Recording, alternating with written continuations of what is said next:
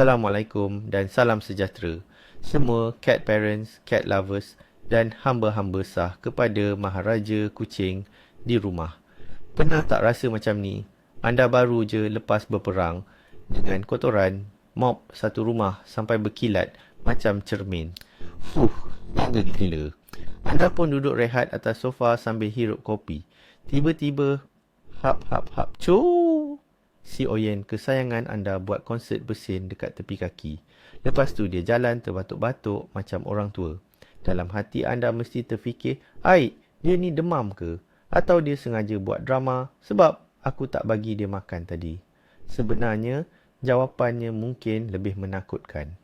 Boleh jadi, senjata pembersih yang anda guna untuk jadikan rumah berkilat tu sedang perlahan-lahan membahayakan nyawa si bulus kesayangan anda. Dalam video hari ini, kita akan jadi detektif dan siasat musuh dalam selimut di rumah kita. Klorin dan amonia siap sedia untuk terkejut. Cuba tulis nama Panglima Perang Berbulu anda kat komen bawah. Kita nak kenal sikit siapa bos kat rumah korang. Okey, sebelum kita masuk ke makmal jenayah kita, jom kita faham dulu kenapa kucing ni sensitif sangat. Macam hati awik baru putus cinta. Kucing bukan macam kita, kawan-kawan. Badan dia orang jauh lebih kecil. Jadi, sikit je bahan kimia dah boleh bagi kesan yang besar. Satu lagi, apa hobi utama kucing? Selain tidur dan jatuhkan barang dari atas meja. Ya, betul. Menjilat badan dia orang. Dia orang ni macam mesin pembersih diri yang obsesif. Bayangkan dia baring atas lantai yang baru anda mop dengan pencuci beracun. Bahan kimia tu melekat kat bulu dia. Lepas tu dia pun dengan bangganya menjilat bulu dia sampai bersih. Selamat! Racun tu dah masuk dalam sistem badan dia. Sistem pernafasan dia orang pun halus mulus, sensitif macam sensor alam. Bau yang bagi kita harum dan bersih tu bagi hidung dia orang, ia macam serangan gas kimia. Jadi, bila kita cakap pasal bahan kimia, kita kena ingat, dunia kucing adalah dunia versi zoom in, di mana benda kecil boleh jadi masalah besar. Jom kita mulakan siasatan kita dengan suspek utama, Klorin. Bunyi nama pun dah macam nama villain dalam filem James Bond, kan? Klorin ni ada kat mana-mana. Buka je kabinet bawah sinki tu, mesti jumpa. Peluntur pakaian penuh dengan klorin. Pencuci tandas yang power gila tu pun klorin. Pencuci lantai pembasmi kuman 99.9%. Ya, klorin juga. Ia sangat popular sebab ia murah dan sangat efektif untuk membunuh kuman. Kita manusia suka sebab ia buat rumah rasa steril dan hospital clean. Kita rasa macam kita dah jadi wira. Menghapuskan segala anasir jahat yang tak nampak dengan mata kasar. Tapi, dalam kegairahan kita menjadi adiwira kebersihan, kita lupa yang kuasa hebat datang dengan tanggungjawab hebat. Dan dalam kes ini, tanggungjawab kita adalah untuk melindungi ahli keluarga kita yang paling kecil dan berbulu, yang tak tahu apa-apa dan cuma tahu berguling-guling atas lantai yang kita baru sterilkan tu. Klorin adalah pedang dua mata, sangat berguna, tapi boleh mencederakan jika tak diuruskan dengan betul, terutamanya bila ada bos kecil berkaki 4 di rumah. Jadi, macam mana sebenarnya klorin ni boleh jadi kryptonite untuk si bulus kita?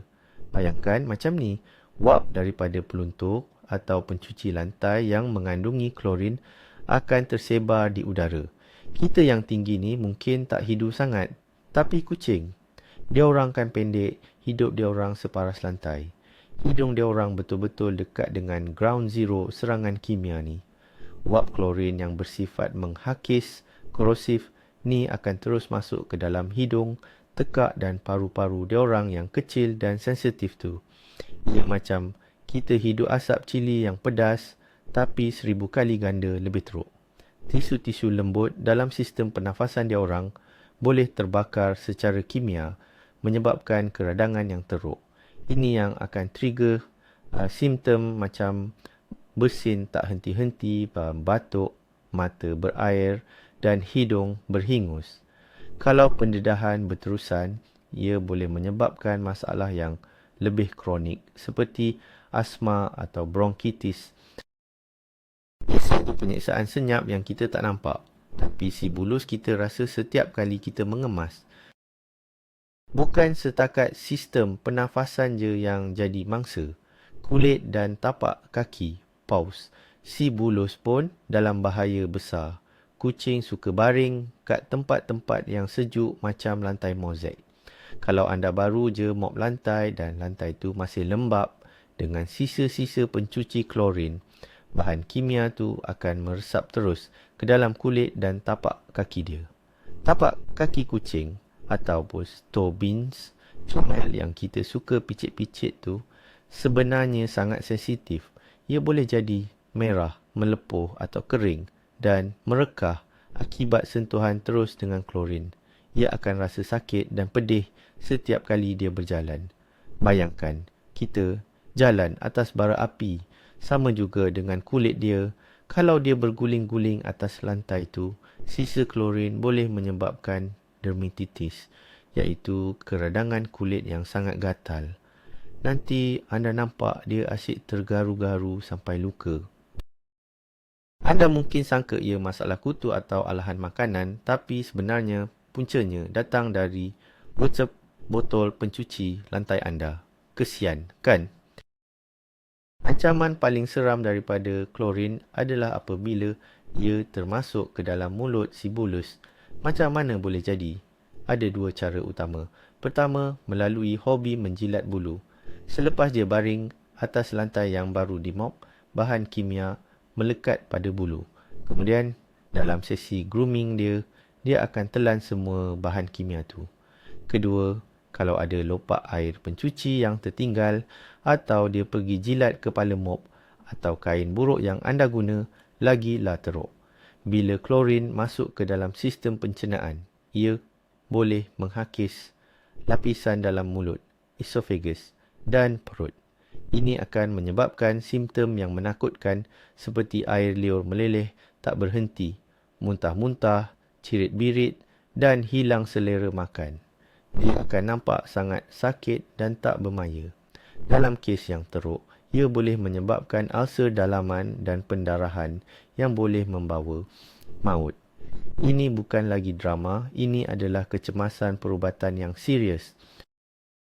Sekarang, mari kita berkenalan dengan geng kepada klorin, iaitu suspek kedua kita, amonia. Kalau klorin ni villain yang ganas, amonia ni pula villain yang licik dan penuh tipu hela. Amonia selalunya ditemui dalam produk pencuci cermin, pencuci lantai serbaguna dan juga setengah pencuci oven. Ia terkenal dengan keupayaannya untuk menanggalkan kotoran degil dan minyak tanpa meninggalkan kesan calar. Sebab tu ia jadi pilihan utama untuk cermin dan permukaan berkilat. Bau amonia sangat tajam dan menusuk hidung. Bau yang kita kaitkan dengan kebersihan yang ekstrim. Tapi, di sebalik kuasa membersihnya yang hebat, ada satu rahsia gelap yang semua pemilik kucing wajib tahu. Bau amonia ni ada persamaan dengan satu bau lain yang sangat familiar dalam dunia kucing. Bau ini boleh menyebabkan kekeliruan besar dalam kepala si bulus dan mencetuskan masalah tingkah laku yang akan buat anda pening kepala. Inilah rahsia gelap amonia. Baunya sangat mirip dengan bau air kencing. Ya, anda tak salah dengar. Dalam air kencing kucing ada satu komponen kimia yang dipanggil urea. Bila urea terurai, ia akan menghasilkan amonia. Jadi, bila anda sembur pencuci cermin atau lap lantai dengan pencuci beramonia, anda sebenarnya sedang menghantar isyarat yang salah kepada kucing anda. Dalam otak kecilnya, dia akan berfikir, ada kucing lain datang tandakan kawasan dia kat sini. Tak boleh jadi ni. Aku kena tunjuk siapa bos kat sini. Akibatnya, dia mungkin akan mula menanda kawasan spraying di tempat yang anda baru bersihkan tu untuk melawan bau penceroboh tu. Jadi, kalau anda pelik, kenapa si bulus tiba-tiba kencing merata-rata padahal dia dah pandai guna tandas, cuba periksa botol pencuci anda. Mungkin anda yang tak sengaja mencabar dia untuk berperang merebut takhta di rumah sendiri. Sama seperti klorin, amonia juga adalah penyerang ganas kepada sistem pernafasan. Wap amonia yang tajam itu apabila dihidu oleh kucing boleh menyebabkan kerosakan teruk pada paru-paru. Ia boleh mencetuskan serangan asma pada kucing yang sedia ada alahan atau menyebabkan masalah pernafasan yang dipanggil pneumonia kimia. Hidung dan mata kucing juga akan merasa pedih, menyebabkan mata berair dan kemerahan serta hidung yang sentiasa berhingus. Fikirkan tentang saiz paru-paru kucing yang hanya sebesar penumbuk bayi. Menghidu wap amonia pekat bagi mereka adalah seperti seorang manusia terperangkap dalam bilik yang penuh dengan asap tebal. Mereka akan sukar bernafas, nafas menjadi pendek dan berbunyi, wheezing. Pendedahan dalam jangka masa panjang, walaupun pada tahap yang rendah, boleh menyebabkan kerosakan paru-paru yang kekal dan memendekkan jangka hayat si comel anda. Kebersihan rumah kita tak sepatutnya dibayar dengan kesengsaraan mereka. Ancaman amonia juga tidak terhenti di situ. Jika tertelan, walaupun dalam kuantiti yang sedikit, ia boleh menjadi sangat berbahaya. Bayangkan si bulus berjalan di atas lantai yang baru dilap dengan pencuci beramonia, kemudian menjilat tapak kakinya. Ia akan membakar tisu lembut di dalam mulut, tekak dan perutnya. Ini boleh menyebabkan ulcer yang menyakitkan, membuatkan si kucing tidak mahu makan atau minum kerana terlalu sakit untuk menelan. Anda akan perasan air liurnya meleleh lebih banyak dari biasa dan mungkin ada kesan darah dalam muntahnya. Ini adalah tanda-tanda kecemasan yang memerlukan perhatian veterinar segera. Jangan sesekali anggap remeh. Sifat amonia yang beralkali tinggi menjadikannya sangat menghakis dan kerosakan dalaman yang disebabkannya boleh menjadi sangat teruk dan sukar untuk dirawat jika sudah melarat. Pencegahan adalah kunci utama di sini. Sekarang, mari kita bincangkan tentang supervillain yang akan tercipta jika anda buat satu kesilapan besar. Kesilapan ini adalah mencampurkan produk yang mengandungi klorin seperti peluntur dengan produk yang mengandungi amonia seperti pencuci cermin. Ramai orang berfikir kalau campur dua pencuci hebat mesti lagi power, kan? Salah. Ini adalah resipi untuk bencana. Apabila klorin dan amonia bercampur, ia akan menghasilkan satu gas toksik yang dipanggil gas kloramin. Gas ini bukan saja sangat berbahaya untuk kucing, tapi juga untuk manusia. Ia boleh menyebabkan kesesakan nafas yang teruk, batuk, loya, sakit dada dan kerengsaan mata serta tekak. Bagi kucing yang sistem pernafasannya jauh lebih kecil dan sensitif, menghidu gas kloramin walaupun sekejap boleh membawa maut serta-merta. Ia boleh menyebabkan paru-paru dipenuhi cecair dan kegagalan pernafasan.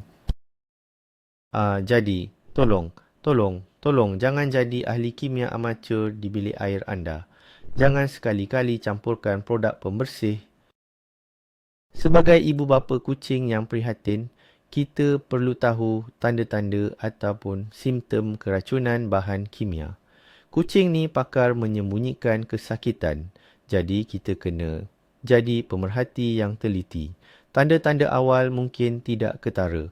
Mungkin dia nampak lebih lesu dari biasa, kurang aktif atau banyak menyorok. Dia mungkin hilang selera makan atau minum. Ini adalah petanda pertama yang ada sesuatu yang tak kena. Perhatikan juga perubahan pada pernafasannya. Adakah nafasnya jadi lebih laju? Adakah dia bernafas menggunakan perut? Adakah anda dengar bunyi wheezing atau seperti orang semput? Ini semua adalah red flag. Jangan abaikan tanda-tanda ini dengan berfikir, bah, dia penat je kot. Badan kecil mereka bertindak balas dengan cepat terhadap toksin, jadi pengesanan awal adalah sangat penting. Selain tanda-tanda umum tadi, ada juga simptom yang lebih jelas dan spesifik yang menandakan keracunan. Perhatikan bahagian mulutnya. Adakah air liurnya meleleh secara berlebihan, drooling? Ini adalah tindak balas badan untuk cuba mencairkan bahan kimia yang masuk. Tengok juga lidah dan gusinya. Adakah ia nampak merah atau bengkak? Ini mungkin tanda chemical burn. Muntah dan cirit-birit juga adalah simptom biasa. Kadang-kadang mungkin ada darah. Perhatikan matanya. Adakah ia merah dan berair? Hidungnya pula mungkin berhingus lebih dari biasa. Jika anda nampak dia menggosok-gosok muka atau tapak kakinya pada perabot atau karpet, itu mungkin kerana dia rasa pedih atau gatal pada bahagian tersebut. Mengumpul semua maklumat ini akan sangat membantu doktor veteriner untuk membuat diagnosis yang tepat. Apa yang perlu kita buat jika kita syak si bulus kita telah terdedah atau tertelan bahan kimia berbahaya ini? Perkara pertama dan paling penting, jangan panik. Ketenangan anda akan membantu anda berfikir dengan lebih jelas. Segera bawa kucing anda ke kawasan yang mempunyai pengudaraan yang baik, jauh dari sumber bau kimia tersebut. Hubungi klinik veteriner atau hospital haiwan kecemasan yang terdekat dengan segera. Beritahu mereka apa yang telah berlaku, simptom yang anda nampak dan jika boleh, beritahu jenama produk pembersih yang anda syak menjadi puncanya. Kalau boleh, bawa sekali botol produk tersebut ke klinik. Saya ulangi, jangan cuba untuk paksa kucing anda muntah atau beri dia minum susu, air atau apa-apa ubat tanpa arahan daripada doktor veteriner. Ini boleh memburukkan lagi keadaan, terutamanya jika bahan kimia itu bersifat menghakis. Biar profesional yang tentukan rawatan terbaik. Baiklah, kita dah banyak bercakap tentang masalah. Sekarang, jom kita fokus pada penyelesaian. Berita baiknya ialah ada banyak sangat alternatif pembersih yang selamat untuk kucing dan pada masa yang sama efektif untuk membersihkan rumah. Anda tak perlu korbankan kebersihan untuk keselamatan si bulus. Penyelesaian pertama adalah dengan menjadi pengguna yang bijak. Apabila membeli produk pembersih, rajinkan diri untuk membaca label. Cari produk yang dilabel sebagai pet safe, non-toxic atau plant-based. Banyak jenama sekarang sudah mula mengeluarkan rangkaian produk yang mesra haiwan peliharaan kerana mereka sedar akan permintaan pasaran. Produk-produk ini biasanya menggunakan bahan-bahan semula. Jadi, seperti enzim atau minyak pati yang selamat untuk haiwan. Mungkin harganya sedikit mahal, tapi anggaplah ia sebagai pelaburan untuk kesihatan jangka panjang ahli keluarga berbulu anda. Kalau anda jenis yang suka DIY atau nak jimatkan kos, anda boleh jadi ahli sihir kebersihan dengan menggunakan bahan-bahan yang ada di dapur anda. Dua bahan majik utama adalah cuka putih dan soda bikarbonat baking soda. Cuka adalah disinfektan semula, jadi yang hebat kerana sifat asidnya. Campurkan cuka dan air dalam nisbah 1 dalam botol semburan dan anda dah ada pencuci serbaguna yang power untuk lantai, kaunter dapur dan cermin. Jangan risau pasal bau cuka tu. Ia akan hilang bila dah kering. Soda bikarbonat pula adalah agen penyental dan penyah bau yang ajaib. Taburkan atas karpet sebelum vakum untuk hilangkan bau atau buat pes dengan sedikit air untuk sental kotoran degil pada sinki atau jubin. Selamat, murah dan sangat berkesan. Selamat tinggal bahan kimia. Selamat datang kuasa alam. Selain cuka dan soda bikarbonat, ada lagi beberapa wira dapur yang boleh membantu. Just Lemon, misalnya, bukan sahaja berbau segar tetapi juga mempunyai sifat antibakteria dan boleh digunakan untuk menanggalkan kotoran minyak. Ia juga ejen peluntur semula jadi yang lembut. Untuk lantai kayu, campuran minyak zaitun dan jus lemon boleh membersih dan mengilatkan tanpa bahan kimia yang merosakkan. Untuk menyah bau, anda boleh tinggalkan semangkuk serbuk kopi atau arang di dalam bilik. Untuk membersihkan tingkap, guna sahaja air yang dicampur dengan sedikit cuka. Anda akan terkejut betapa banyaknya resipi pembersih DIY yang selamat dan berkesan di internet. Ia bukan sahaja lebih baik untuk kucing anda, tetapi juga untuk kesihatan anda sendiri dan alam sekitar. Satu langkah kecil yang memberi impak besar kepada semua. Sekarang, mari kita hancurkan beberapa mitos atau salah faham yang sering kita dengar. Mitos pertama, saya guna sikit je, takkan ada apa-apa kot. Ini adalah pemikiran yang sangat bahaya. Badan kucing memproses toksin dengan cara yang berbeza dan lebih perlahan berbanding manusia. Pendedahan yang sedikit tetapi berulang kali boleh menyebabkan pengumpulan toksin dalam badannya. Bioaccumulation, terutamanya di hati dan buah pinggang. Lama-kelamaan ini boleh membawa kepada kegagalan organ. Jadi, tiada istilah sikit je tak apa. Setiap pendedahan, walau sekecil mana pun, akan memberi kesan. Kesihatan mereka adalah hasil daripada pendedahan kumulatif sepanjang hayat mereka. Jadi lebih baik kita elakkan terus dari awal. Mitos kedua, kalau saya bilas lantai dengan air bersih lepas mop, dah selamatlah, kan? Walaupun membilas adalah langkah yang baik untuk mengurangkan sisa bahan kimia, ia tidak menjamin keselamatan 100%. Sisa-sisa kimia yang mikroskopik masih boleh tertinggal di permukaan, terutamanya pada permukaan yang berliang seperti grout di antara jubin. Daripada bahan kimia juga mungkin masih terperangkap di udara untuk beberapa ketika selepas anda selesai mengemas. Jalan terbaik adalah dengan tidak memperkenalkan toksin tersebut ke dalam rumah anda dari mula lagi. Prinsipnya mudah. Apa yang tidak ada tidak boleh membahayakan.